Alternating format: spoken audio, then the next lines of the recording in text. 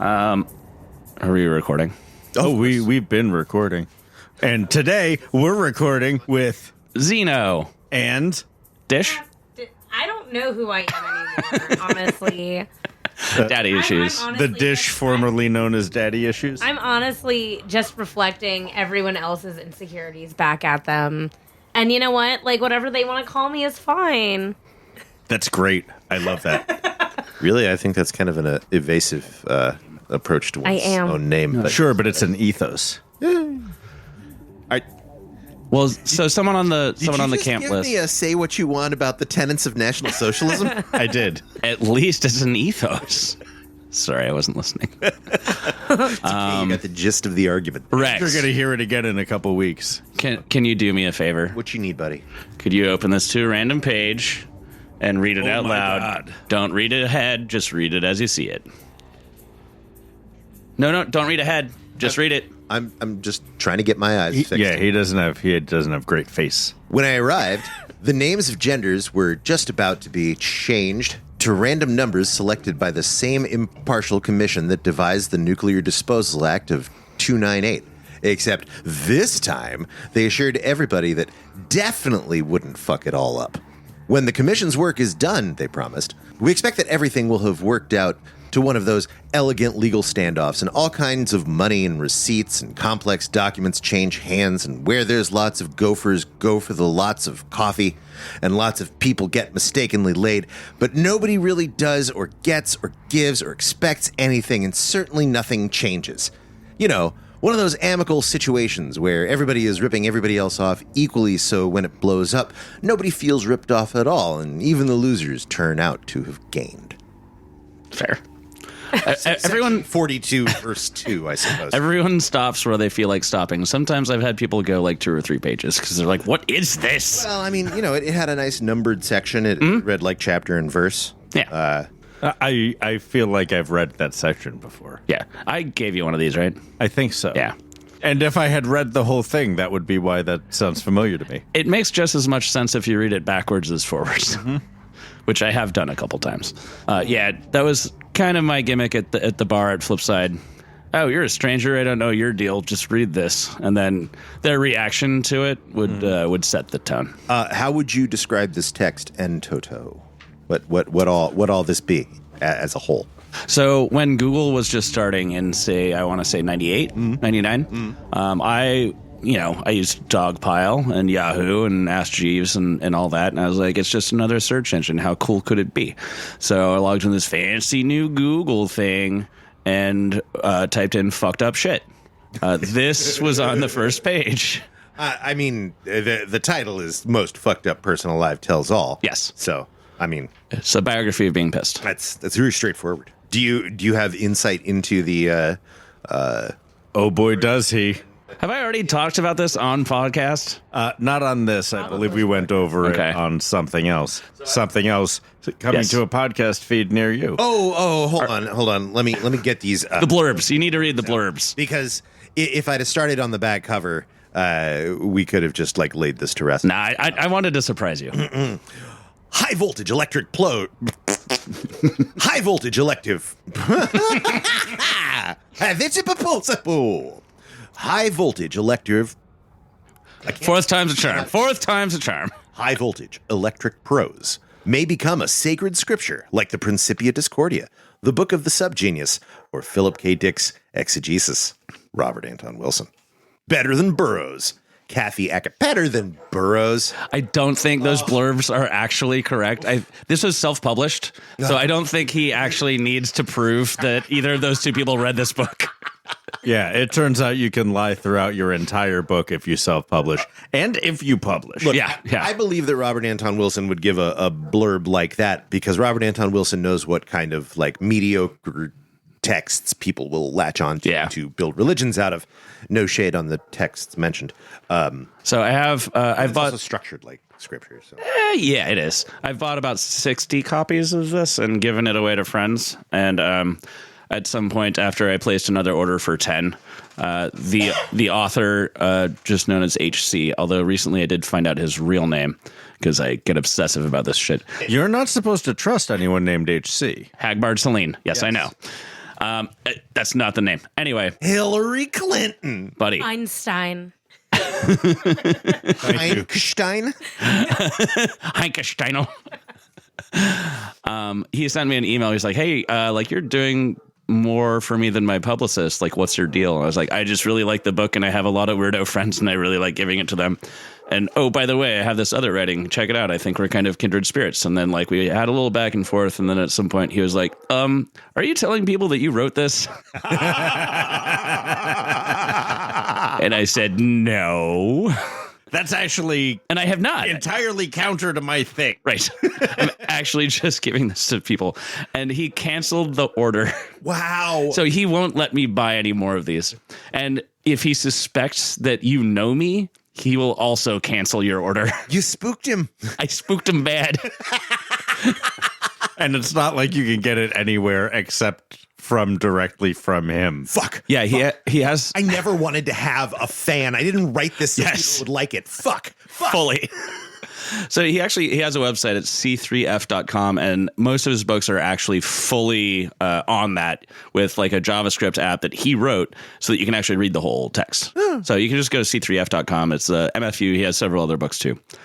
But yeah, so if you came to Flipside this year and went to Camp, this is one of the things that you were greeted by if I were the bartender / DJ at the moment, and I was for a lot. Ooh, that is a solid segue into what the fuck we're doing here again.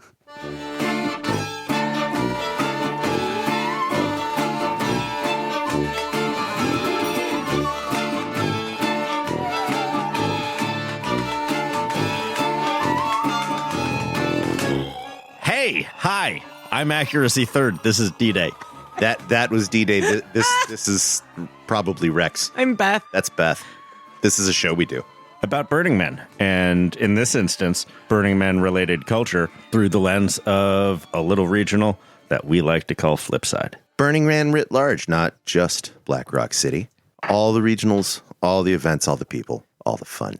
This is the third episode we're doing this season with Xeno and Daddy Issues talking about their Flipside experiences.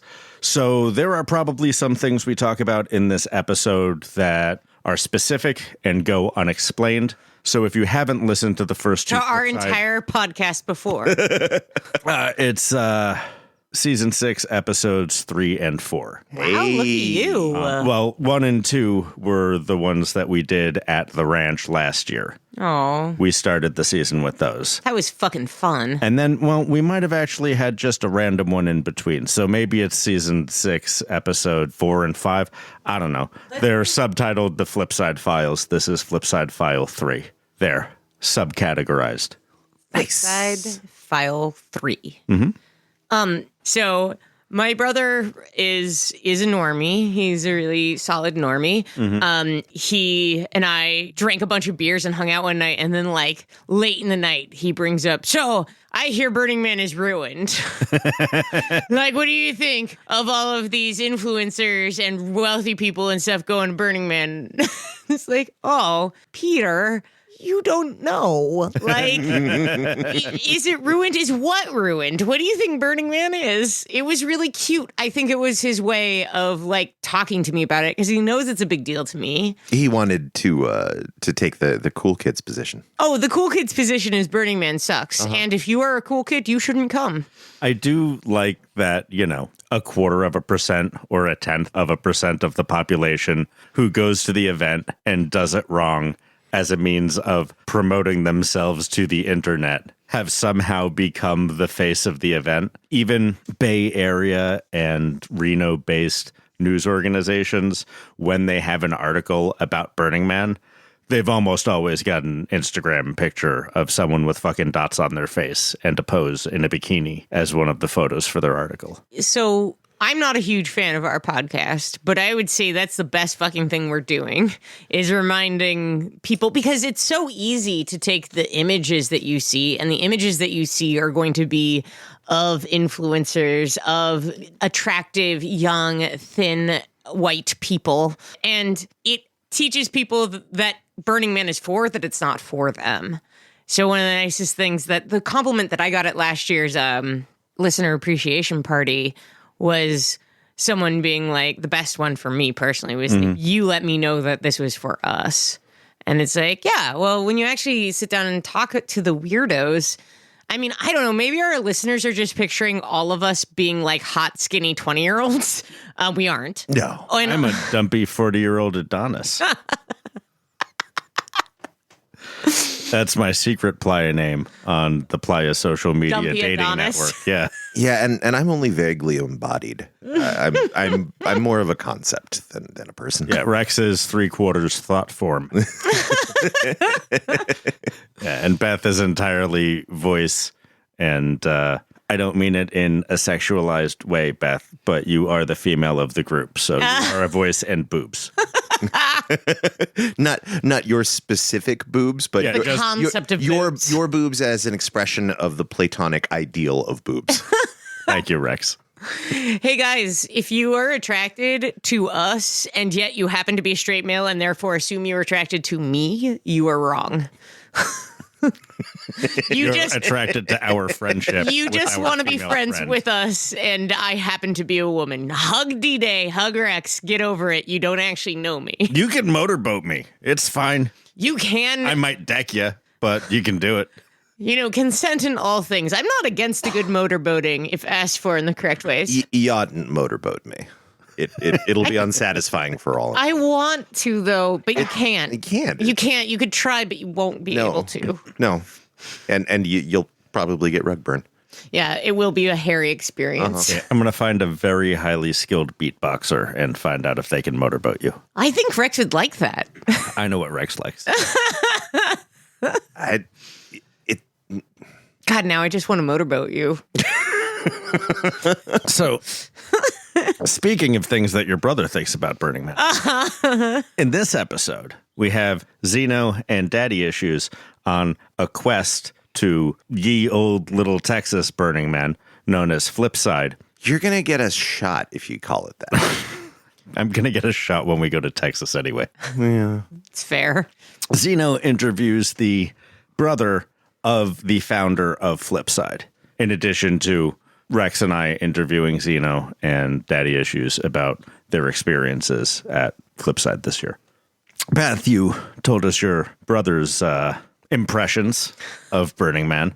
I would love to get my brother out. I think he'd have a blast at it. He's picturing it all wrong, but him bringing it up drunkenly to me to ask if it was over, I felt like was him being like, hey, I'm interested in this, Right. which is now why I'm aggressively reminding him that he can come anytime he wants, that I can get him on a team and get like, also, this time out visiting Peter, I forget that he's like 6'2" and a hulk of a man. Mm-hmm. Like he just like, oh, you're very strong. I don't think about that because you're my brother, but You're saying you could point him at a bench and he could bench. oh yeah. You He move would. that bench from one place to another. Let's bring out a pile of bricks, and he can move that from one place to the other for us. Guys, you are going to be annoyed about how much you like this man. He's a real sweetheart, and he would fit into this group very, very well, and it would make him extraordinarily uncomfortable about how much drugs and sex he has to deal with about his sibling around.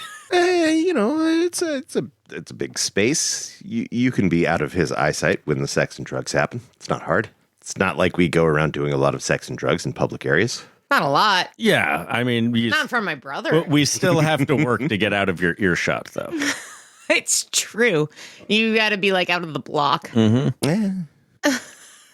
Everybody at Burning Man is responsible for bringing their own earplugs. I'm making Beth a loud in all things t-shirt. Oh, that's really sweet. I like And the that. back of it is just, it says volume going down your spine with only a plus mark above and a plus mark below the volume. What I think it should say is a talent and a curse.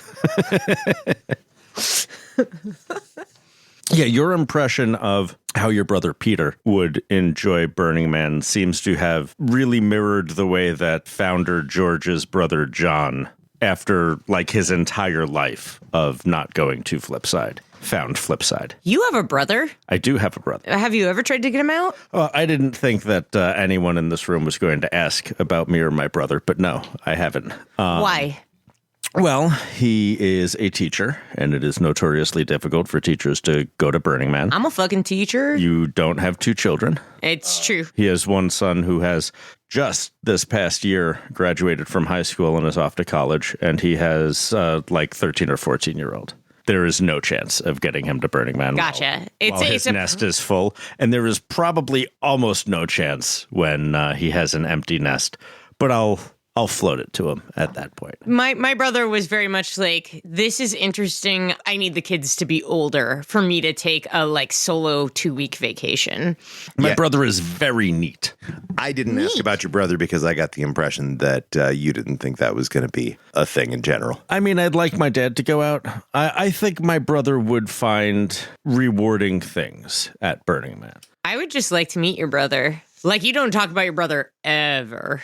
And the only impression I have of him is a picture on your fridge of him holding a knife to your little teenage throat. I think it's to my balls, actually. It was just like maybe that's why D-Day doesn't talk about his brother. It's one neck or another. I know that. Yes, I have, much like many people in the shed, a measure of a fraught relationship with family, but I believe that's what having family in the 80s and 90s is for. I don't think the zeitgeist knew how to family yet. They were still listening to Dr. Spock and shit. Other people sibling fine. We're just weirdos who didn't sibling well with... I think I siblinged well with my brother. He's just 5 years older than me, and like... I am 5 years older than my sibling. I think that is a specifically difficult age difference. My brother is 3 years older than me, but we are cool in vastly different ways. I am very cool in the way that I'm cool, and my brother really likes mainstream American masculine things. Yeah. Sibling relationships are weird. Do you go to Burning Man with your sibling? How the fuck does that work? Tell us about it. Yeah, please. Twins don't count. No, you're just like half of the same person. I mean, I think it counts, but that's not going to be in the episode we're thinking about right now. If some twins would like to come on the show and tell us why so many twins are fucking the same old man, that would be very helpful to me. It's not that I think twins are bad or spooky, or evil or suspicious or anything. It's just that how am I supposed to trust somebody who has somebody else that's also them? God made Adam and Eve, not Adam and Alfred and Eve. So the nice thing about not having an actual sibling at Burning Man is that I have several practical siblings I have adopted into my Burning Man family. Xeno being one of them. I believe Xeno is, even though he is, I think, a year or two older than me, I view Xeno as a little brother, much to his newfound chagrin. Yeah, I and bet. my pleasure. I mean, he does have a little bit of that little brother affect going on for sure. A little bit? That guy, little brother's the entire world. Wow. That stays in, but not my wow. Somebody say something so that's worth it. I have a question for you. For me? Yeah. Delightful. Just a second ago, did you say family? Yes. Okay. Oh, do you not know about family? That was my question. Yeah. It just sounded right to me. So your family is the family that you grew up with that you have no choice in. Your family is your chosen family that you stumble onto when you are an adult in an urban area collecting your tribe. I thought it was just how Mushmouth said family. I'm not saying it didn't, it wasn't come up with from a, God, how does that sentence even get formed? I'm not saying that it didn't originate from someone who was mush-mouthed, nor do I know who came up with it. It's just been something I've been using for a couple decades now. I see. I like it. So, Family, F-A-M-B-L-Y. Chosen family. Mm-hmm. So this is a whole interesting nested episode of us talking with Xeno and Daddy issues and Xeno talking with John and then back around again and out to us and then gone. Yeah, we're doing all kinds of layered shit now. Check us out. We're Audio Lab. Radio Lab. Audio Slave. Radio Fun. This is our friends and their friends and then us again.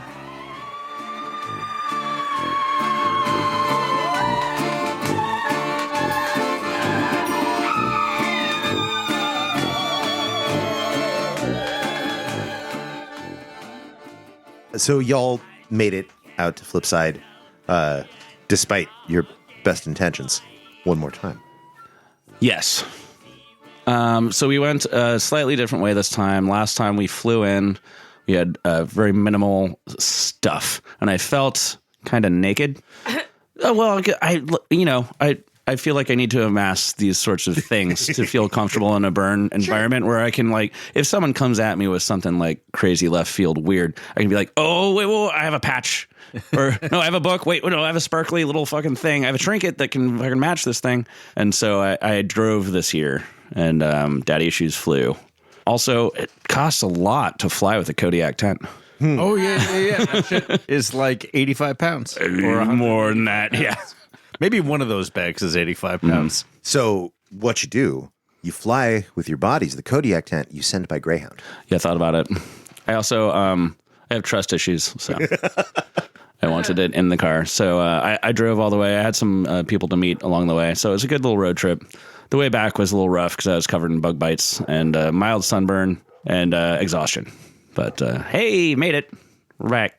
And I feel like Daddy Issues here had a much more fulfilling burn experience this time. Oh, yes. I didn't cripple myself for once. Would you say it was transformative? No, I'll never change. She won't. So, no, but I had fun. Like, I had a good time. It was chill, actually. What was the difference for you this time versus I didn't end up in a wheelchair. That's solid. Well, but last Flipside, I think it was mainly just maybe the camp environment because we camped with different people this time. Yeah, we definitely camped with like a party camp, and I'm not an EDM bitch. You know? That was last year. You know? Yeah, I feel it. And I was like, man, I don't know, this sucks. Like, it wasn't like terrible. Like, I had a good time, but also I haven't been to that many burns, so like, I'm kind of just like, what the fuck? Like, what's a burn? Like, Well, seriously, like, no, because like I haven't actually been to Burning Man as a participant. I only worked at DPW and then like got hurt and then like went to. yeah, I got hurt both years Yeah. for the actual event, So I so haven't she actually didn't been to actually Burning go Man much ever. to the event at Oh, Burning you Man. should try it. You might like it. I might like it. We'll see. There's a lot of art. But- Some of it's real bad. Some of it is real bad. I have seen some art. And you know, like there was some cool stuff. But anyway, like regardless, irregardless. I was gonna. I almost hugged you. I had to ruin it on purpose. Yeah, it's the basis of our relationship. But yeah, I didn't hurt myself, and like people were cool and weird, and our campmates didn't hate us. It was like all around a positive experience, even if it wasn't transformational. Personally, And I do want to say, like, I love the people at Wonderlounge. They do different things than we do, so there's no ill will. But we were disinvited. yeah. Wait, like, was that literally. from your camp last year? Yes. Yeah. Okay. So the camp this year was Camp. The theme of that camp is camping. If you could tell by the name, it's a camp where you camp. Oh, it's that kind of camp, not the other kind of camp. Yeah. Oh no, not campy. No. There's a missed opportunity there for camp. No. camp. Well, so there used to be. There still is, but a person that was not there this year, Kip, who every year for the theme vote at the town hall would always promote some sort of B. Arthur theme for Flipside, and they were persistent, and they always got some votes, but they never won. But it was always like B. Arthur Glitter Rodeo. Like it was just everything had to have B. Arthur, and Kip was just a very fantastic, very campy person. I do believe that they camped with Camp. But a lot of this camp people were like a lot of the original founders of Flipside, and a lot of the people that had been, doing a lot of sweat equity and paperwork equity. So by the time they get to the event, all they really want to do is just kind of sit around. They're just like, no, we did our work. And it doesn't look like it. They're just like normal ass people, but they're also like some of the people that care the most and do just a shit ton of the work that isn't really evident. Well, I do want to throw this out there for any burners aside from those at Flipside because you don't want to like encroach, but there's an opportunity there for camp. Just Yeah. like tents and camp chairs made out of like lame and feather boas everywhere. The wheels are turning in D-Day's head. Yeah, I think Rex is like 3/4 right, and the 25% he's missing is a giant drag queen chomping down on dog shit, but we'll get there. I just recently, right before going out to Flipside, I finally saw that movie. I had not seen Pink Flamingos before. Really? Yeah. And I did not watch the scene because I don't need that in my head, but I knew it was coming, so I stopped it. I was shown that like within days of my first week at college. Yeah. I immediately fell into a real camp goth crew. Yeah. Where I stayed for like 3 weeks until I found people who were friends for slightly longer than that. Yeah, no, it shocked me. Well, it didn't shock me. I was very proud because there was like a party at the end of the movie where they just invited all the freaks and weirdos. Mm-hmm. And one of them, this is 1974, and it was right around the time punk rock was starting, and a lot of punk rockers would wear swastikas to piss people off. Yep. And there's someone in a swastika at that party. I'm like, oof. I mean, it's a movie where they eat dog shit, like, and also like kill a chicken by having sex with the chicken between them while someone else watches because that's their thing. Right. And then the guy just sleeps with the dead chicken with blood all over it. So, like, I'm not advocating for any of this. I just, as far as shock value, I understand it and appreciate it. I will not wear a swastika. I don't promote that. It's hurtful. It's, but as a movie, it's a hate symbol. And yes, like punks did not always really. I mean, Johnny Rotten wears Trump t-shirts now. Johnny Rotten's a piece of shit. Johnny Rotten has been fully. for 50 years. Has always been at the forefront of edgy shitbaggery. of selling edginess Yeah. and fuck his capitalist ass for it. Yes. So yeah, again, Wonderlounge, we love you.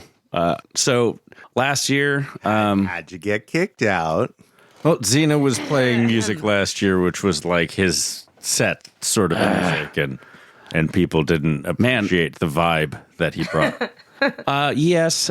And while I was like, hey, how are you guys dealing with music? And they're like, oh, well, if you want a DJ sign up, I guess you just got voluntold. I'm like, sure. So like, I set up a DJ sign up sheet with like hour blocks, and then no one signed up for it except for DJ Lady Vitamins, who wasn't even in the camp, but I didn't know that because it wasn't my camp.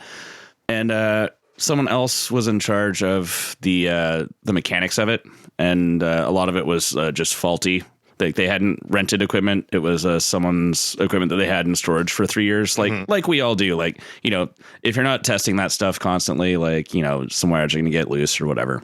No fault of anyone's, but like the sound system was kind of not working. Everyone was getting out of hibernation, same as Burning Man. And so a lot of people would come up to me and say, hey, I would like to play some music, but they had a Bluetooth phone and I don't have a Bluetooth thing. All I have is a mixing board that someone else has that, like, if you wiggle a knob the wrong way, it just turns into complete static. That's also very punk rock. Yeah. It's also very Accuracy Third Season 1. Yeah. And there were some moments where, like, we had a sequence of, I think, 4 or 5 generators, and they all had different things plugged into them. But when a generator went down, there was no forewarning. So, like, whoever was around would go, like, refill it, restart it. And I had done that several times, and there was a moment where I did that, and another campmate came in. We were both looking at it. I was like, okay, cool. I think you have this. And so I plugged in the sound system and left, and he took that as me not taking responsibility. I can own that. I've literally thought that it was being handled, and it doesn't take 4 people to stand around and stare at a generator. Like, he was there. I had fixed it before. Maybe someone else's. But because I didn't have that history with those people, I don't think that they knew. I don't know. I come off as standoffish, and I don't blame them for seeing me as that. Back that up. Say again. Back my ass up. Yeah. Okay. Oh All right. Here we go. Stop it. I will not stop backing it up. So I do see where they're coming from. I didn't begrudge them whatsoever.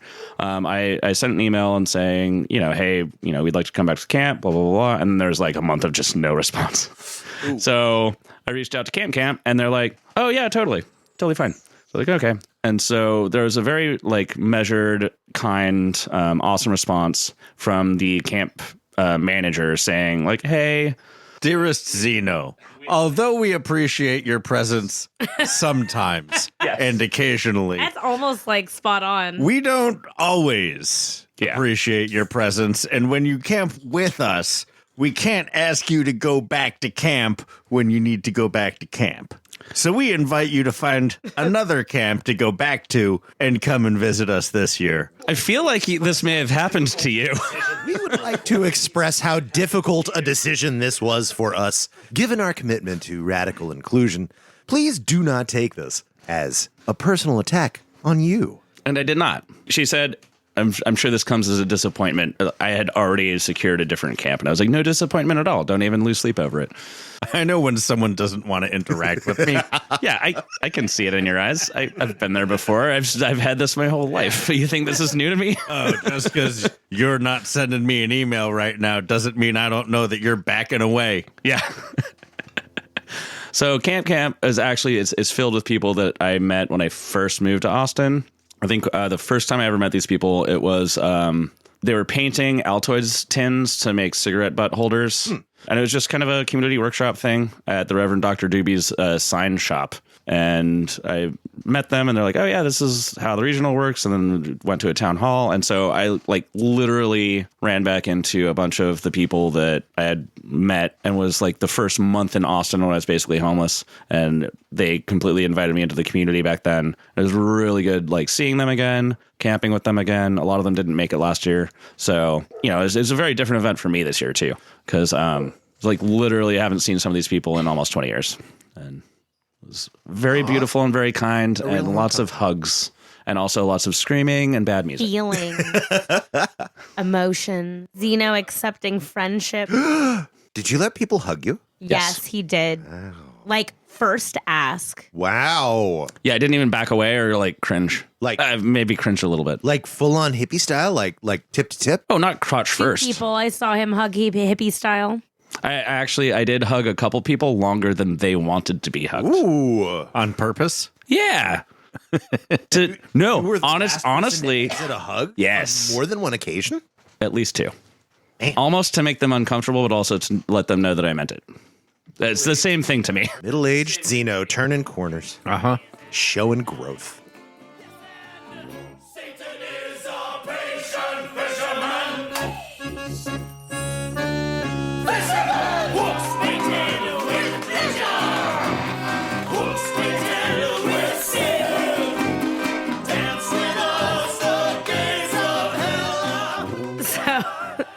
I actually had art prepared to bring this year. Finally, I'm finally gonna bring my art to a burn. I printed out all these zines and I left it at home. And then, but I have a movie that I made on YouTube. That you made at Flipside? No, that I made in 2012 at art school. Oh. What's Parsons? Oh, I don't think you'll be able to find it. I will. Yeah, please send that to us. The thing is, It's like a hidden account. It's hard to. Shut up! Let me tell my own story. We're not directing it at you, Xeno. We're directing it at Dishy. Dishwater. Dishwater girlfriend. Washy issues. Wow. So, we were going to project it at Flipside, and then the projector broke. Mm-hmm. So I did not actually get to bring anything or bring a gift other than my shining personality. And the people on the email list were gushing about her shining personality and saying how awesome it was and how much they loved her. It was very nice. Oh. Everyone was really cool. So you really did successfully bring art. I did. It was the performance of yourself. Would you say that you found community in Texas? Well, I'm a Southern bitch anyway, so every time we go there, she tries to get me to move there. Aren't you from Louisiana? Yeah, it's they're next door. Austin, but isn't Austin there and New Orleans are only 8 hours away. I thought there was a real rivalry across that border. Nah. Not with the weirdos. Not with, maybe just the commercial assholes. Honestly, not with New Orleans. Especially Austin and New Orleans, people are they move back and forth constantly. Yeah, There's only a couple different places you can hop It's to. like Atlanta, New Orleans, and Austin are like the only places down there. So like, y'all not moving to Baton Rouge? Jesus Christ! Don't talk to me about that shit. I almost went to Baton Rouge once. Oh God, you almost went to Baton Rouge. Yeah, from New Orleans. Oh my God. But like when we stopped for food at like 5 a.m, our waiter, who was like 17, called me boy. Yeah. And I was like, we are not eating food in this restaurant. Wow. And got up and left. I prefer if they call me Zygote. Today we learned D-Day does not pass in Baton Rouge. No, my hair was pretty big back then, Oh too. my God. Yeah, your hair, I could see it. Yeah, I was all just right. like, yeah, we have to go. Yeah. So the theme camp that we had camped with previously was Wonderlounge. And then one night, I don't think we were both high, but I think we were. Right, okay. No, we were. Yeah, okay. We were super high. We were. And- that was like the last Right. that we were like. It was the last little bit of high Yeah, that we and we possibly were had. like- Yeah. I think we were high, but then these elephants came. That's kind Well, of. we planned ahead. We planned to have enough high to last the entire week, and it was like a day and a half. Yeah. 2 days. But then I ran into an old friend of mine. He's just a very understated, very cool guy, just like works super hard. Goes out to the event site ahead of time to like clear poison ivy and kill fire ants and like cut underbrush. Stand up fella, as the Southerns would say. A real mensch, as my people would say. If I had to actually pick like one stand-up fella out of the goddamn whole thing, it would be Rodney. He's amazing. So he was like, "Oh, you guys want to see Wonderlounge?" And I'm like, "No, we already saw it." He's like, "No, the real Wonderlounge." We had gone to the Wonderlounge we camped at last year to go check it out to see what they were doing without us. Were they surviving? They Were were. they They able were to- Thriving. actually. They They're weren't thriving. just surviving. They were thriving. Well. Like they were having a grand time. I really don't want the DJ two of you Lady to Vitamins? reflect that this reflects on you. What? Just I'm sure it because will they regardless. Thrived in your absence doesn't mean that you were holding. Oh, back. you know. Oh, no, it was I've done yeah. a lot of work on myself, and like I don't really like. I don't take things like that anymore. Really? Even when they get pointed out to you? Yeah. In a not sarcastic and even- hurtful way? Not even that. Cool. I'm a solid person with a solid foundation in who I am. Good. Right. You're dishy. and DJ Lady Vitamins was DJing again. But they had like a giant were, like- sign. It was like, oh my God, they like went all out with the decor and like there was so many people vibing. And then your friend came up and he ran into us and he was like, no, what he said was, I can take you to Burning Man Wonderlounge.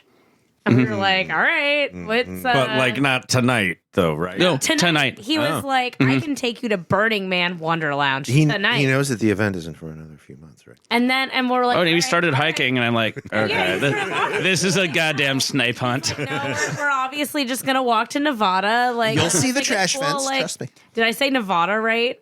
No, it's Nevada. Nevada. Nevada. All right. Did I do it right? Yes. Okay.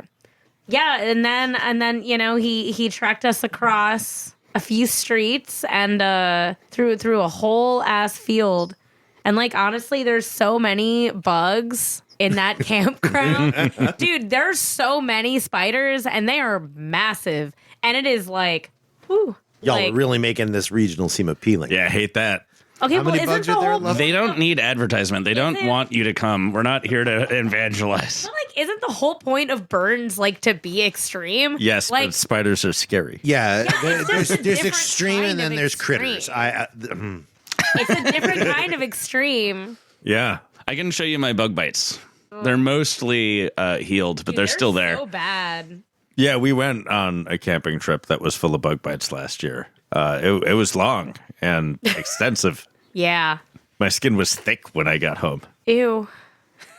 So we're trekking through this field, and I'm just like, Rodney, you're just taking me to the trash fence. This is fucking what Skrillex at point 3 all over again. Like, Oh my God.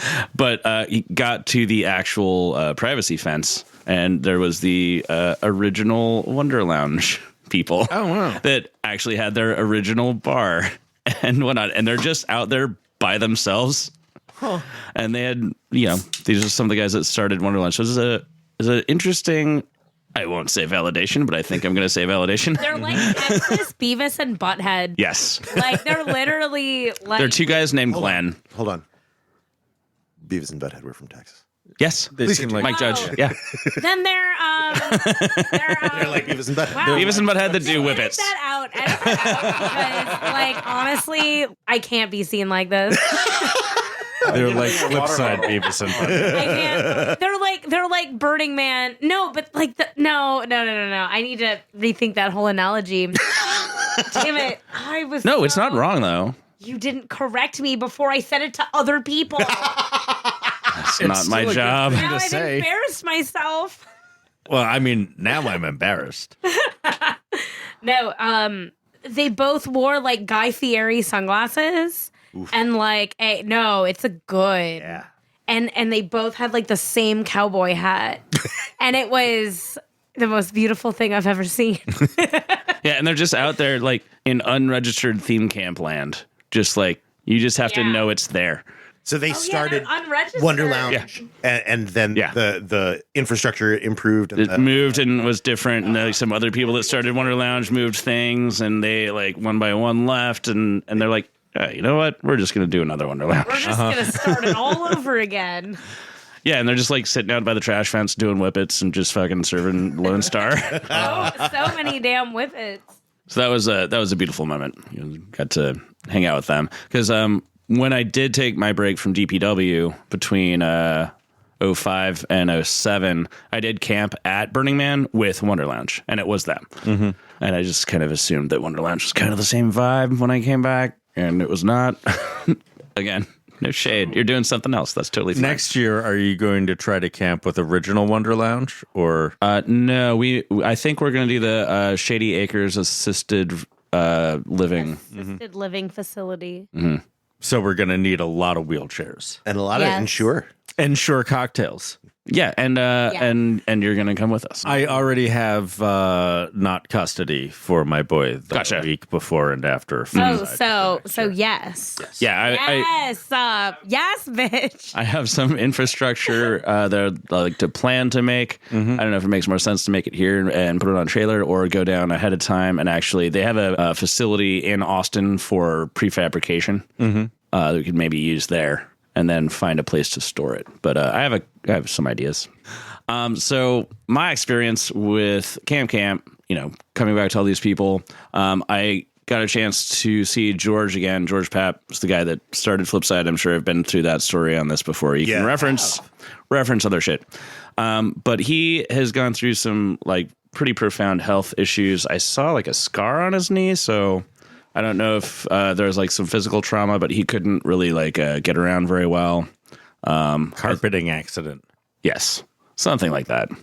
And like last year when he wasn't there, there was a lot of people that had little face masks of him so you could pretend to be George. And there were signs of him. And then there's other signs all around that said, "Where's George?" Like, people very much missed him last year a bunch, and he managed to come out, and it took a pretty Herculean effort on the part of his family and a bunch of people. I think he may have had a GoFundMe to do it. I don't know the details. Either way, the community helped make it happen. Well, and his brother made it happen. He's living in St. Louis, and he's been not in assisted living, but his brother has been assisting him living in lots of ways. And it was really touching to see because his brother has never been to a burn event and didn't really, it just wasn't his thing. Like as a family, they knew George was kind of a part of a thing. And they're like, yeah, do your thing, whatever. And now, because George has been more or less infirm or disabled, he made it very clear that he really wanted to come to the event again, and his brother made it happen. He got like a whole like van with stuff that you would need for someone that is mobility, like a lift. Yeah. And it was just beautiful because I saw him kind of taking care of his brother, and he'd never been at this event. He doesn't even know what Burning Man is, and so I got a quick interview with him because I wanted to kind of pick his brain about what he thought about this whole thing. And his response was really, really beautiful and really awesome. He's like, I never even knew I had no idea that that this shit was going on, and he had his mind blown, and he was like super enthusiastic and really patient, and just a guy that's not a burner that was just kind of thrust into it because he loved his brother. Just a guy that didn't know he was a burner yet. Yeah, no, fully. Yeah. No, I mean, that's kind of my take is, there's three kinds of people in the world. There's the weirdo that knows they're a weirdo and is super loud about it. And there's a weirdo that knows they're a weirdo but keeps hidden. And there's a weirdo that doesn't know they're a weirdo. Mm-hmm. Mm-hmm. But in no case is there someone that's not a weirdo. Yeah, like the weird geeking out about sports and sports people and sports statistics that I don't understand and I don't find interesting. Like, I do see those behaviors in myself just pointed at the things that I find interesting. Well, I find it that people can repress it because it may be a part of themselves that they're uncomfortable with. But I think it's still there. Well, why don't we hear you interview John then?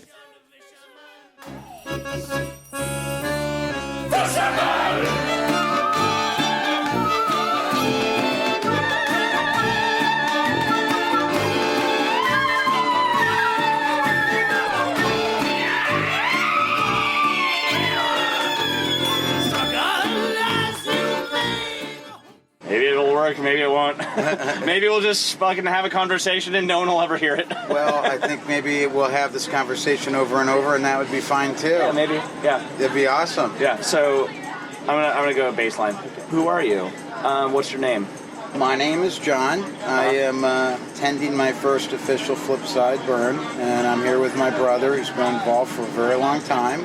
And this is the first time he's able to experience this with another family member by blood, and it's a big thing for him, and it's a huge thing for me, and so here I am. Yeah, and so George basically started Flipside, ish. He did. Yes, I am very aware. Yeah. Within minutes of just arriving, I understood that George was he was really important to a lot of people. Yeah, absolutely. And so I'm curious, like, he's been doing this for so long. Like, did he talk to you about it, or like, what was? Like... Yes. So looking at it from a brother's perspective, 5 years younger, I was in college. I did the typical. I had a great time in college. Had a fun time. George was always, very festive, and used to love to go. And he started when he was at Berkeley. He started doing a Tiki Fest party, and when he moved to Austin, he brought it. And then by that time, I was like drinking age, and I was like in college. And then so I ended up taking my girlfriend, who's now my wife, to one of his early, and this is pre-Flipside, but a Tiki Fest at his house. Yeah. And it was an epic party. I've always heard Tiki Fest, but I always just thought that was the thing he did at Flipside. No, he started. This came from. He actually started was at Berkeley when he was in a house with his buddies.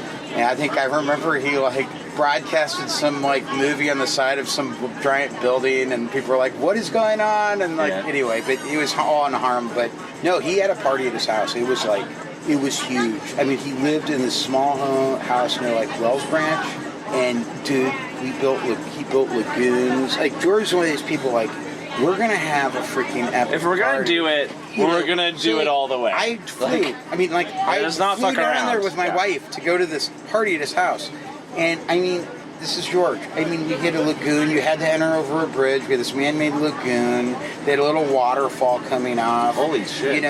We're talking maybe mid-90s, 95 maybe. He rented 10 giant TVs, and now you don't think of a big screen as a big TV. No, in 95, but back in the day, you had to get a truck. Yeah. Dude, his whole backyard, backyard had surfing videos, tiki lights. I had no idea. He had Congo. Wow. He had a limbo contest. This was all a college party that he started having when he went to Dell. He was working for Dell at the time. Oh, I thought he worked for Yahoo. All right. Yeah, he worked at Dell, and then that was his first company. Was Dell. So I know he have. George he got in early in tech stuff, and he's big. But bottom line is, he had this epic party, and it just became so big, and then people all wanted to come, and then he's like, okay, I got to go where I can do this party, and I think out of that, he always had the spirit of wanting to really put on a good. If you're going to do something, do it. I'll go all the way. Yeah. And so then, I got married in '94 to put it in perspective. So in '98, when Burning Man, Texas happened, my wife was having my second kid, and I'd been married 4 years. So then, as George got very involved in Burning Man, and I got married and did my thing, we've always had a bond. Yeah. But that's kind of where, I had kids and George did his thing, and so we always just heard about it. And I remember just like how was Burning Man, George? Like, he's like, awesome. And the thing that's amazing is to actually hear like the stories now. Yeah. Like, that really did happen. Yeah, like, well, what? And I remember you telling me that like 18 years ago or something. And the thing about this is like, I'll go back home and go to my work. Yeah. And they'll be like, how is your camp out? I'm like, I can't even, whatever. It was a camp out, but like, dude, these are my friends. I've known them. It's so much deeper than that, and I can't even describe it to you. Here's what I would say. There's so much depth here if you want to unfoil each peel's onion. First off, everybody is just extremely respectful of each other, very kind.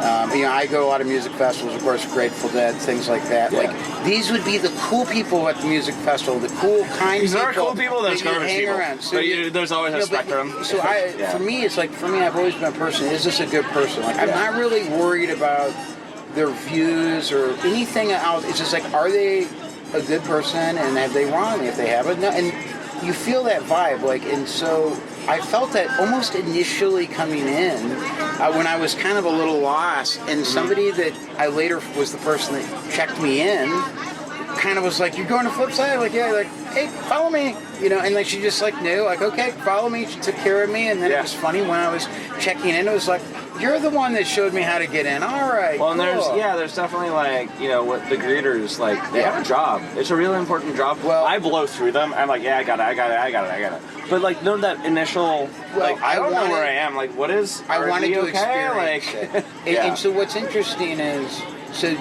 Burning Man was always a huge part of George's life. But being from, we live in the Midwest, and my parents, they knew what it was, but they respected that that's what he did because he was so passionate about it. And we knew that he loved it. Mm-hmm. And the Tiki Bus in the early years, I still have a picture of... Go ahead. Are your parents like... So George and I actually share a mom who's alive. A little bit, or are they like... Very conservative. Okay. Well, at least my mom, who's the only one alive. So what's interesting, George and I share a mom. George lived with my parents when he was 4, and I was born when he was 5. So I grew up with him so it wasn't like he did have a father that lived in California. Mm-hmm. So, and he passed back but we both have a mom, and she's very interesting. But yeah, that's where we are right now. Yeah, and so this year, I know that George has had, health issues. Yeah. And was he like, hey, I really need you to do this for me? No. Or was it, how did you... So as George's health, I've met a lot of the burners in getting George back on his feet because a lot of his core friends. Mm-hmm. So we just sort of, kept talking about it, and really... George, unfortunately, was almost in a hospital bed for about a year. Yeah. Okay. I don't know much about it. I knew there was some issues, and it's none of my business, so I never asked questions. No. Here's what I'll say: the fact with him knowing that this was coming up, and he wanted to actually go to Alma Burn, but he was not physically able yet. But one thing that this was a motivator was to get George, because George right now is kind of in a one-bedroom, kind of sort of more of assisted living. He really has to. It's hard to stay motivated when you're in a situation. Absolutely. But if you need someone to even get up and move, that's depressing. It is, and he is maintained positive. And on top of that, I can see as the months approached towards this event, he got better and better and got excited. He's here because he wants to be here, and what's beautiful and these are his people. And I think it's wonderful, and I think people have been great, and I'm very honored to be here. And again, just seeing it, it's like I drive around and go, "It's one hell of a party spark, George." And to see that thread, unbelievable. I did a thing, and then you touch so many people, and you don't even know sometimes. People go home and they think about it, and it changes their perception of things, and Well, one thing I will say that I've noticed as I've driven around, it's I kind of said it before, there's no real barriers here, and I'm not talking fences, but it's almost like a visual, you don't see social barriers, which I wouldn't, and the reason is, you're going to see some things that you wouldn't normally see, but because it's not... But it's okay. It's not emphasized. It's not, because nothing is emphasized any more than anything else. Everything's just a even playing field, so... You know, maybe you see someone that's dressed something you've never seen before, but it just is okay because everybody, it doesn't matter. Yeah. You can be in a suit and tie, you can be naked, you can be in a clown suit, you know, you can, you know, do what you want, and that's the beautiful thing, and everybody's been super respectful. Yeah. And just super nice. well, and you also know, it's it's like- a community. I feel like And that's not people just say you're George. home. That's any motherfucker out there. You know, well, people will still have the same, like... Well, it's kind of funny. So the first time we get here, I'm like, man, everybody is so cool. And then eventually, like, I go to George and go, is everybody this cool? I mean, just Right? seriously, Yeah. like, everybody I meet is so great to talk to and neat Yeah. and a good, you know, Yeah. it just... No, I mean, because I've always felt weird. I always felt like a little bit ostracized by normal society. And like coming here, I'm like, they're just okay with me. and Absolutely. having that freedom and be like, I can let some guards down. Oh no, like, Well, and I was like, oh fuck, I get to do all sorts of shit. Yeah. Holy shit! Well- And that freedom is like is there's- the amazing gift. Like, it's you're free to express yourself, and also what I like is there's a really good amount of like not like satire, but like the comedy. it's definitely you know, the sarcastic, satire, yeah. and you know We get it. We're like, I know what we're doing. But I mean, Fuck it.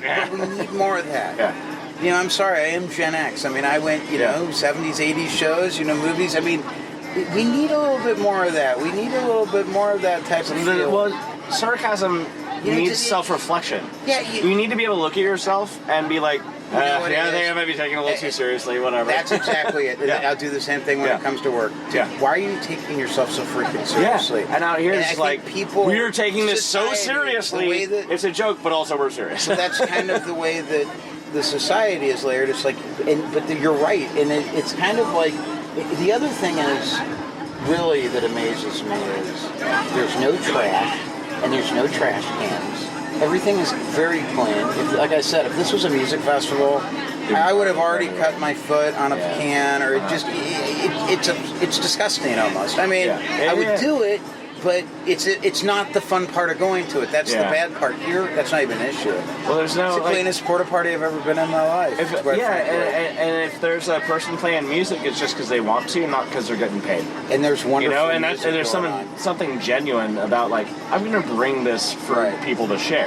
Right. Instead of like, well, it's a gig. Well, and what's interesting is no one does anything really half-assed. Like whether even if it's a small piece of art, all the way up to one of these camps, you can tell that there was a lot of sort of creative and ingenuity going into it. Like I kind of told George as I was driving around, I was like, I felt like we were at Epcot Center on like the Imagination ride. Yeah, yeah, And it's yeah, kind of like I can that see that. ride come to true. Like you get an idea, let's go with this. And make it happen, and then you It's have, like, what's you the have- logical and you have conclusion? Let's hundreds go of there. that. Let's get all the And way. So every Yeah. camp, you're somebody. They're all expressing themselves somehow. It's all different, but it's all okay. Yeah. Like here's my piece of art. Here I want to. I mean, just and the other thing is, you know, it is neat how there's really no money exchange, Right. and that is really cool. Taking that out of it is a huge deal. The first It seems like such a small thing, like, oh yeah, we'll just do this thing. But It's so the fun. baseline of interaction, Yeah. so it's just not even a thing. It's a- So we're just gonna interact genuinely. Yep. It's I'm like not a- selling you an $8 water bottle. Yep. Well, when I kept coming here, they're like, "Welcome home," and I'll tell you. Yeah, what, I get that a little is- tired of people saying that, but I do get it. I do understand the concept because you kind of do feel like you're home because there's. You know, you can go in and, hey, what do you have a cup Well, of coffee? Oh yeah, here, have a cup. I mean, it was nice and- going and- around. yeah. And I've seen people have like existential crises out here, just like crying and just fucking going through shit. Yeah, But they're here and like this is the place they can do it. it's the perfect. And there's enough environment. people around. It's very safe, and you know, I think that's the thing. I think people look out for each other, you know, and people are very respectful, you know. And I mean, I would say that would, you know, and just people are having a good time. I mean, the bottom line is, if you can't have a good time at a day at Flipside, then there is something literally wrong with it. I mean, come on. Yeah. And I mean, you can do. I mean, you could go. I mean, they have tubies you can get to go and float in the river if you want. Yeah, you just return if it. you want to look at tits, you know. tits are going to be there. Yeah, Like, but you can fucking if- stare at you know what tits, the other like thing, whatever. if you want a haircut, you can get a haircut. Exactly, If yeah, you want yeah. to get your A nails massage, done, if you want like, to get, yeah. I mean, it's just awesome. Uh, But no, my experience so far has been fantastic. Good. So is there I'm curious because like George had been doing this for so long. What did you think about it before you got here? Like, what was it like? Oh, it's this thing he does. No. So I've known that it's gotten big for a long time. Yeah. I mean, when Bernie, I've also seen the Burning Man evolve through the years because he's been involved since George I think has a season ticket. I mean, he is one of the few people that has some sort of pass or something. No, and I tell that to people because I was there that year. I remember when they were like passing the hat. They're like, if you give us $500 right now, you have a lifetime ticket. Yeah. And I was like, oh, George is one of the guys that had one. He does. And he got his ticket. Yeah. They're beautifully sent with overall, I would tell you, I'm almost so overwhelmed because I keep thinking, like, this is so awesome. This is so almost like a kid going to, like, you know, Disney World or Wally World or whatever amusement park for the first time. But it's beyond that. So the thing that I think is interesting is there is a lot of the partying, but there's also so much deeper. Like the people, there's so much depth to everybody here. Yeah. You know, if you want. I cried a couple times last night just talking to people about like friends. It's amazing. And being able to show empathy, and so the thing is, I feel like you can talk in whatever layer you want. You can have a very it can be surface how you level. Doing? You know, I'm partying. It can be sarcastic and but fucking like if you're whatever, feeling, or it can be like, holy shit, how are you? This, like, let's get deeper. I mean, there's just so much layer. I mean, it's very interesting, and I love the group of people. I love the camp. Yeah. You know, and mainly I see how excited George is, and I know he enjoys sharing it with me. I mean, last night driving around that loop, late night with George, and we had the black, white, and Tiki. I mean, everybody knows George. Everybody. And some people don't. And some people don't, and they don't even know he's the guy. But that's kind of cool, and they're still doing the thing, and it's touching their life, and they don't even know it. I know, and it's beautiful. But I think the thing is, because I never had come to a real Burning Man. Now I had met George with some of his friends through the years, but not much. But this really kind of gives me closure in some ways to be at the event, and obviously it's not over yet. But I feel like it's brought George and I very close. This whole I can see that, and. You know, we grew apart sort of naturally. We always have, as people do. We're brothers. I mean, we've always communicated. Yeah. But now that your family, and now that we're kind of coming back, and this is a wonderful way to experience. Well, and he's definitely like, you know, he needs some help, and you're really coming through with that. And I see every moment like you're and doing a fucking good job, man. Well, I really appreciate that, and you know, I have to give my wife Angie a lot of credit. She was sort of the family angel that, with her, she was an ICU nurse for almost 30 years. Gotcha. My mom was a hospice. When I realized George's, without getting into details, she spent about a year of her life helping in this process, and now George is here and in good shape and getting better, and that's what's important. And what's beautiful too is this is his first big event that he's of any sort, of as far as having to travel out of state, things like that. So this has just been fantastic. Yeah. So. No, and I see it on his face too, because like last year I came. It was my first time back at Flipside for like almost 10 years. Oh wow! No, I've known these people for like, you know, I lived in Austin 2001 through 2004, and so like these people are my homies. Yeah. And I like, you know, hung out with him a bunch, and coming back to this, it's this weird comfort because like I've had some friends die, and like it's tough. Well, you need to have friends that you know you have to be able to vent and have people you can share those feelings with. And I feel that almost like everywhere, and like the depth of the friendships here are incredible. And you know, the interesting thing, and I might when it gets warmer, I actually brought like a shirt that looks like almost looked like a taxi cab driver shirt because I was going to ride the taxi, but I just came up with that. Maybe next year. But no, I mean, I have a good shirt. But my point is, I see the interaction because I'm driving. You know, I have to also be respectful. So I went through and they did sign the paperwork. But the good thing I liked was that, like, when I came in and they went through the greeting and I went through, like, they explained everything really well. And, like, and they took it very seriously. It wasn't just like, oh, come on, let's go party. It was like, really, like, do you understand you need process? to know this. Like, you do understand you know what this? Is. Okay, cool. Well, fuck it. So, like, but, like, there's that core of understanding. Like, you get this, right? Yeah, and I know, like, within the first 10 minutes here, like, I got the moves going, and it was very obvious. And it's like, okay, now I get it. I understand it now. Yeah. You know, like, but, I mean, everyone's cool about it. They do a really good job about not indoctrinating, but, like, you know, there's so some rules. Smart. Like, we all... And I'm kind of a slob, which is so funny because it makes me... But I would say right now, with this being pretty much day This 2. is Saturday? Yeah, I don't know. Yeah, that sounds right. So, Yeah. with it being day 2, I think I'm really getting excited with the heat. I think we've also been very lucky that we've been in a really great, between like 70s and 80s. I mean, this is, or 80s. Like it's last not year, 90s. last year it felt like a little more oppressively hot. Yeah, And it really like, it's that stillness. If Yeah. there's no wind. yeah. Like if there's wind, if it's Yeah. pushing the hot through, that's one thing. But like, no, the hot is just sitting on you. Yeah, Like, exactly. Absolutely. Well, one thing I will say, as you said, I would say that I did not bring George to Flipside. He brought himself to Flipside. I mean, he's like, we're doing this. I'm like, I'm on it, brother. Yeah. And he got, like, he made it. He figured out a way for him to be able to fly here, Yeah. get here, No, be it's really comfortable, important. and all And, like, that. So, and like, I live in California. and and I was, to be honest with you, yeah. I was a little hesitant, and then you keep bet. going, but you Yeah. can ask me about that, because that's it 3 months ago. I wasn't sure. I was nervous a little. Yeah. But as we got closer, so I didn't mean to cut you off, but so I You're think good. because my point is my perception started changing a little as I saw the excitement, as Yeah. I got let into the community page, where then I saw like, oh wow, there's handicap stuff. Oh wow, Yeah. oh wow, they have that. So and then I start much. looking, and I'm like, Yeah. fuck, this camp map is better than any camp map Yeah. I've ever seen. You know, this is the I've seen, and I've then- seen some like I don't know how to say it right. I've seen some very handicapped people out here yeah. that are doing it. Totally They're in it, taking, and I everybody's interact getting with them, taken and they're care of. great, Yeah. and they're nice, and like I don't, not to be out of, I don't know how they get out. Yeah.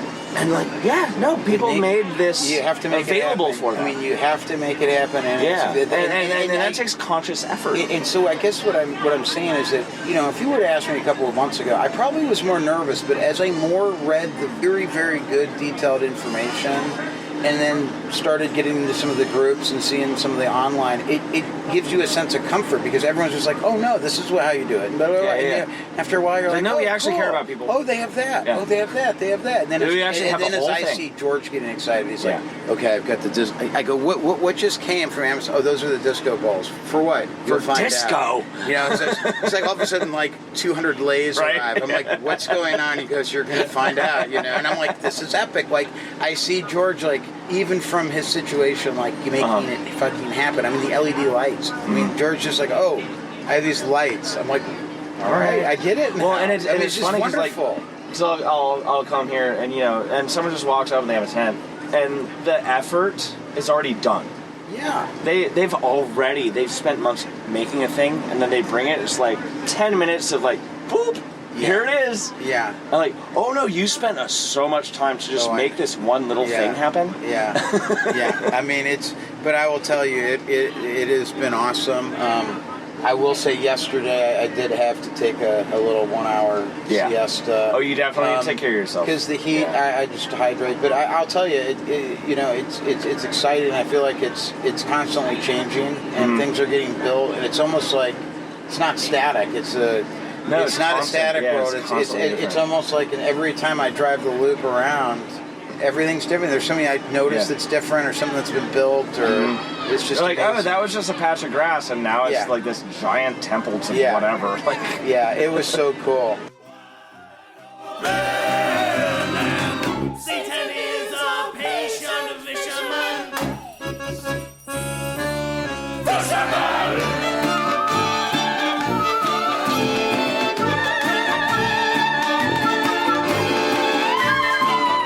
We saw art, and it was mainly like art that we had seen last year, but like last year you could kind of see like, oh, like You would We're send this to be art. we're trying our best. And then this year it was literally like 5 times. Like, okay, we have our feet under us now.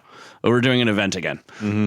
And it definitely, you could tell by the energy, and you could tell by just like the quality of stuff that people had put together that it's back now, which felt very good, because last year was definitely like coming out of the cave of COVID and squinting at the sun and being like, is this a thing? Was there a standout piece? Well, How do we describe it? I know. Thinking about the thing? Yes, I'm thinking about the thing. So like, the this the one thing. artist that like sewed these. I don't know if we like, can actually describe it. life-size- I will describe it. They sewed these life-size like It's like they took 2 pieces of canvas, stitched it together around the side, like in the shape of a person, and then like stuffed it. So they made these giant like stuffed life-size people. Oh. But like their face was all like glitched out. Like they printed onto it so it had like stuff on it. They were propped up somehow. Like they might have had like a simple metal, like cheap stand or something like that. And then like last year they had just like rolled out a tarp like long ways and then like had a projector screen in front of the tarp, but they had all these like weird like pillows and stuff. It was like almost an lay down. amphitheater, so you could lay down and watch the projector. And they had all these like crazy projections, like just like weird dismembered limbs and like goo. Like and like Also, people that were dressed in the canvas walking around, Yeah. and like doing strange dances. And so this year you saw like that, but like exploded out into like 5 more parts. Yeah, they had a thing you 2 could walk sections into. instead of just the one. Oh, and they also had the insides of a grand piano set out like on a stand with drumsticks. Like a hammered And you dulcimer could, almost. Like, Oh, fun. hit the dismembered grand piano keys, but as a percussion. I mean, a piano is a percussion. Yeah, it's a instrument, harp in a technically. box. But more directly, But more Harp like, in a box. actually like hammer-wise. Sweet dick in a box, but harp in a box. harp in a box. And then they also had the thing that you could crawl into, and it looks like kind of a beehive almost. And then we got in there. Like a yurt. And then there were some guys in there, and we were talking about how much we liked it. And this guy's like, "Oh yeah, how much do you like it?" I was like, "I don't know, it depends." And he's like, "Well, blah blah blah blah." And then something about what he said, I was like, "You made this. This is yours." And he's like, "Well, I don't know." I was like, "Okay, you would have said no. That you did this. All right, we just want to fucking say that we appreciate it. All right, you don't have to be fucking coy about it. No, that's fine. I'll still, wander off thinking that I told the guy that made it that we appreciated it. Like, no harm in that. No. But he was super coy. Yeah, but like I've also been in other people's art and been super coy to other people. It's true. It is a subtle way of taking credit for something you didn't do at all. Oh yeah, D-Day. Can you read something from that I didn't write? Before his lobotomy, Dr. Auer had gotten rich by turning dried spider legs into a gourmet delicacy so expensive and so rare that the common folk could only dream about it, while the wealthy were forced to eat tons of it every day, like it or not, just to validate their place in society. Yeah, there we go. Yeah, there's so many times I gave that to someone and they just started reading a sentence in and they're like, "Wait, what the fuck is this?" And I'm like, no, keep going. Keep going. It's V angry. It is. It's Angry Brodigan. Brodigan. Yeah. Yeah, it's something else. I didn't hate reading it. All right. So do you have anything else in particular Oh, that like we didn't go to the burn at all. Oh yeah. We just stayed at camp. Yeah, we just stayed at camp and played music. So I didn't see anything. And mostly everyone was like, "Hey, we really like what you're doing." And then Yeah, we got re-invited back to this camp. Aw. So enthusiastically. yeah, happy ending. Yay. Not everyone. Yeah, so if our camp falls through, we have this other camp as Yes. a fallback camp. Well, yeah. What I would do is probably request to be next to them because they actually have a giant, like, professional, like, rental generator, Yeah. which They have some nice infrastructure. it might be dead now, but They like also had a shower, which, like, I mean, it was the most basicest of basic camps. But we could be next to them and do our thing, and I think they would appreciate it and not be like, "Oh, our fucking neighbors, god damn it." yeah, because we did it in their camp. Yeah, and they were like, "Oh, I love this." And then, every once in a while you play a David Allan Coe song and it turns out it's inappropriate. Oh, And someone's like, "Oh, And not then, like, not this one." I was like, I thought I was actually being a little calm on this. David but you're Allan right. Coe, You're right. Blind Willie. You can't just be playing any of his songs. Lot of folks from long ago had abhorrent opinions about nearly everything. No, most of David Allan Coe, I understand. But there's like 2 or 3 that are actually like "Cum Stains on My Pillow" and "Itty Bitty Titties." He doesn't say anything bad. It's actually just funny. and I thought I had more, and then I started playing one, and like literally like 20 seconds in, I get a tap on my shoulder, and they're like, "Not this one," and I'm like, "Oh shit, no, I just heard it. Nope, you're right. No, I'm turning it off. Yeah, something else." That was like the only one. Yeah, There might have been one more. there were a couple. Oh. You weren't there for all of them, but Yeah. I want to say there's I like was maybe doing something else. There's like 4 times that someone was like, no, and I'm like, "Yep, okay," and stopped it. So like, I'm learning. It's all we can do. Flipside is a learning process. Yes. So I'm looking forward to it next year. Want to do a themed camp with you, D-Day, and probably a couple other people. I don't know if Rex wants to come. That might be cool. I'm interested in expanding the range of my regional experience. It's either that or Loveburn, and I don't know that Come I can with do Miami. us. Ew, Miami. Gross. Oh, so there's a thing. I texted you. I'm not sure that you actually fucking understood what I was saying. No. I was referencing a thing. I don't know if he in Behind the Bastards. Oh, yeah. I knew exactly what you were talking about. No, but the poop in the briefcase. And he was talking about a hippie camp out he went to in North Texas. Yes, that was Mischivia. That was made by friends of mine. When he says there's a camp that engages in mild terrorism, I'm pretty sure he's talking about Chupacabra Policia. Oh, yeah, I kind of assumed.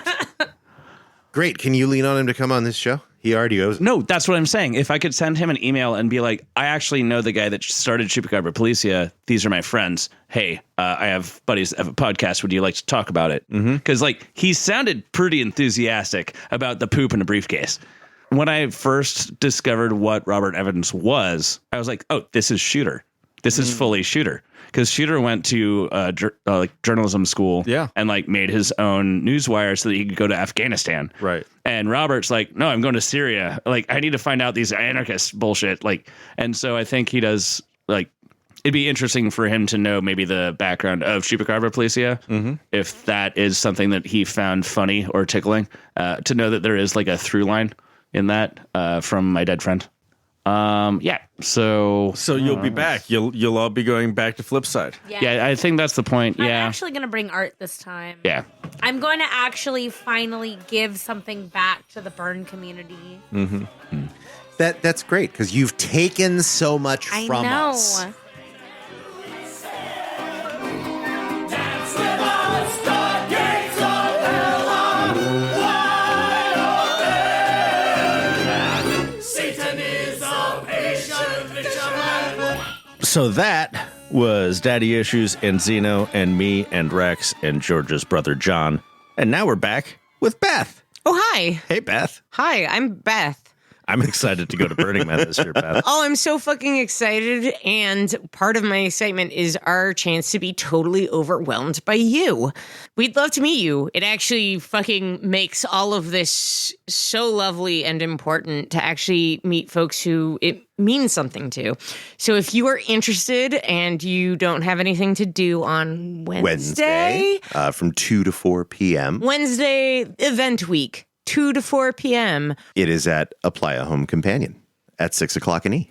Thank you, radio dorks, fellow radio dorks, for inviting us into your space. And if you like podcasts, know that we're going to go have a party with a bunch of people who are dorks about podcasts. And that means we'll have some swag and we'll have some drinks and and D-Day and I will be horribly overwhelmed while Rex is perfectly fine because he's weird. He's stoic. I surprised myself by enjoying all of y'all's company. It's a thing that an introvert like me didn't think that was going to be so nice, but sometimes it is. And we're only going to be able to enjoy all y'all's company if you take your car to the mechanic now to get your oil changed and your seals checked and your fluids topped off. When this episode comes out, it is going to be the beginning of July, which is 6 or 7 weeks from when you're going to have to be out there. And all those wet fluids on the bottom of your car and sprinkled over your engine block, they'll have time to evaporate before you get to playa, and that playa will fuck up your shit. Well, that was a whole lot about Flipside, and hopefully next season we can have an episode with 2 or the 3 of us talking about our experiences at Flipside as well.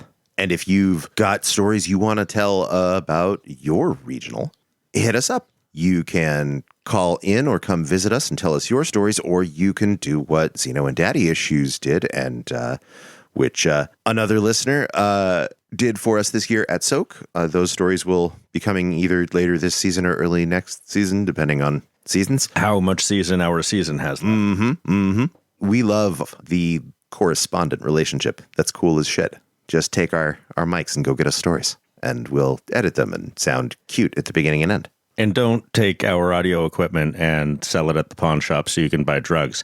Just ask us to also send you drugs, and then you can have some of our drugs and our audio equipment and go and get ourselves a nice interview. Speaking of which, thank you, Patreon subscribers. Your money allows us to send our audio equipment to strangers in the mail.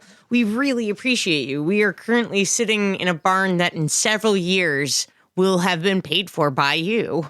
This is expensive for us to do. We love to fucking do it. It's the best. And we so appreciate folks who can throw in some money to help us with our costs for all of this stuff. We are not fancy people living in a very expensive area. So it helps us be able to get more content, better equipment, and like space and time to actually record. We appreciate you. But if you're not the kind of person who is able to give us financial support or thinks it's silly for us to even ask, that's fine too.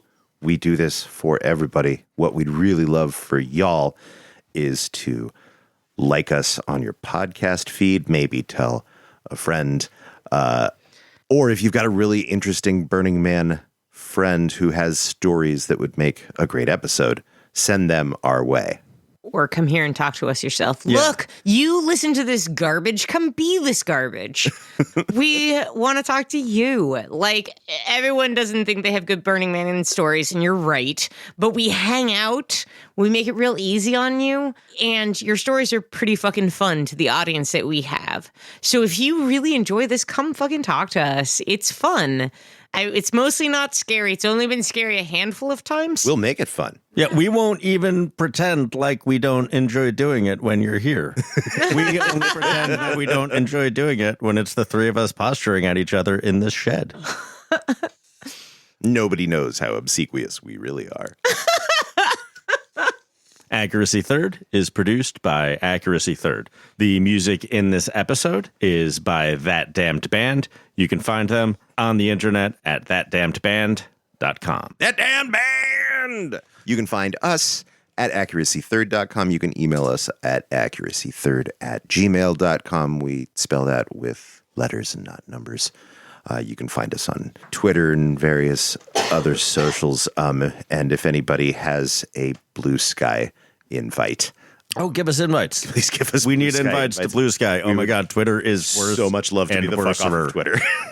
Fucking Brian wants us to plug, Hi, Brian. Our Discord server? yeah. Hey, we have a Discord server. Somebody show me how to log into our Discord server, and I promise I will be on there by the time this episode comes out in 3 weeks. Brian will show you how to log on. He showed me how to log on. We're doing Discord. I don't know what that means, but we have an incredible human being in our life who likes this and is doing this with us. So if you like Discord, come be on Discord. I've only ever used it to call. Once I figure it out, I will connect it to my PS5, and you can watch me jerk off while I play Final Fantasy 16. Wow, listeners, he doesn't even offer that to his girlfriends. That's true. This is by myself stuff with me and my TV and a camera. Yeah, so find us on Discord. The channel, I guess, is called Accuracy Third. That's what it shows up as on mine. I don't actually know how to find things. Accuracy Third, #Discord.com. We are... I doubt that's it. We're old and don't know Discord or Twitch or TikTok. Twitch is like Amazon's Discord. Or Discord is Amazon's Twitch. Those are neither true. Ah, good. Bye. Yeah, bye.